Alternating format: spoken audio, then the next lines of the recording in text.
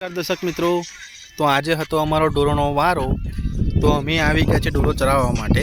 હું અને અમારા મિત્ર વિશાલભાઈ એ બી ફ્રી હતા. તો મેં ફોન કર્યો કે તમે આવશો. તો એ કહેવા લાગ્યા કે હા આવીશ. તો એ બી આવી ગયા છે અને જોઈ શકો છો તમે અમારું ગોચર કેવું દેખાય છે, કેટલું સુંદર લાગે છે. ખરેખર બેસવાની બી મજા આવે છે. નજારાની વાત કરું તો નજારો તો એકદમ જોરદાર લાગી રહ્યો છે અને ઠંડો ઠંડો પવન બી વાહ વાહ વાહ શું લાગે છે પવન બી. જુઓ તમે, અમારા ગામ નજીક તળાવ છે, ત્યાં ગોચર છે ઢોરો ચરાવવા માટે. અને અહીંયાથી પાવાગઢ બી દેખાઈ રહ્યું છે. કેમેરામાં નહીં દેખાય પણ એ દેખાઈ રહ્યું છે. ઢોરોની વાત કરું તો ઢોરો તમે દેખી શકો છો. આ બધા ઢોરો છે, બરાબર.